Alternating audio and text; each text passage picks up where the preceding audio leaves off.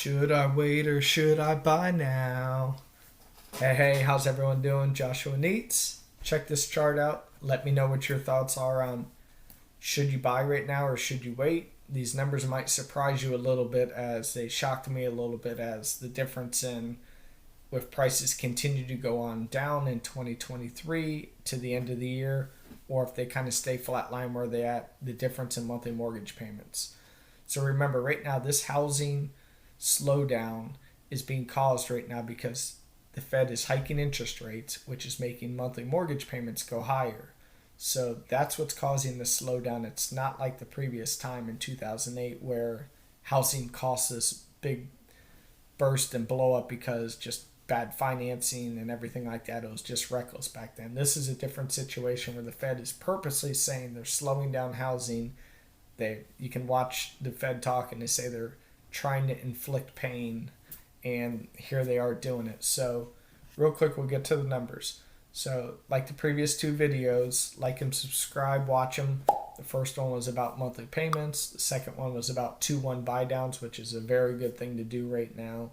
And this third one is about if you're to wait or buy now, what the difference is. So like the previous ones, purchase price $500,000, 10% down, so your loan would be 90%, $450,000. Interest rate as of November 16th was 6.61, and that monthly payment is $2,877 on a 30-year fixed interest payment. So that's what it would be right now if you were to purchase today. Like I said in the previous video, the 2-1 buy down, great video to take a look at that and see how that can help you out big time. It's nationwide, everyone's doing it, and it's a way to really make your monthly payments affordable. In July, let's say housing prices do go down significantly. They go down 10%. The reason that they would continue to go down is because interest rates continue to go up and up because that's the issue. Monthly payment affordability. So now let's say that purchase price goes from $500,000 all the way down to $450,000. You still do a 10% loan. You would have mortgage insurance, which would add to this number, but we're just leaving that out for now because it'd be pretty much the same. 8% interest rate is what we're going to say it would be in July 2023. You would think since the price went down, was at $45,000 less on your loan, you would think, man, payment should be less. It's actually going to be higher than what you'd be paying right now for monthly mortgage payments. So you still have an affordability issue, and it's actually gotten worse. Now let's fast forward to the end of 2023. Some people are predicting a 10% interest rate. I hope that's not the case, but some people think it might actually get up there. Back in the early 80s, it was up to 18-19%. So I mean, it's half that number. I hope it doesn't get there because it will really slow down sales. We're down roughly 28% in purchase or sales right now in real estate. We haven't went down 28%, but just the number of sales has went that amount down. But here in December 2023, let's say if they did run it all the way up to 10%, we can't get a handle on inflation and everything, and they just keep pushing, being hawkish, that purchase price goes down 20%. So now you're paying $400,000 for your house, which you think is awesome. Everyone's wanting this. They're jumping up and down for it. Well, a 90% loan would be $360,000 at a 10% interest rate. And why am I picking that number or whatnot?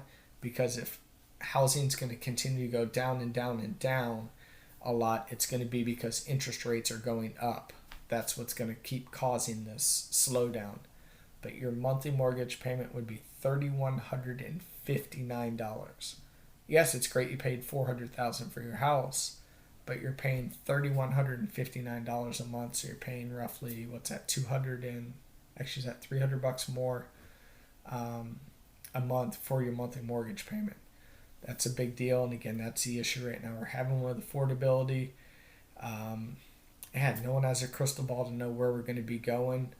Do I see the first and second quarter of 2023 probably going down in real estate? Yeah, I think we are going to go down.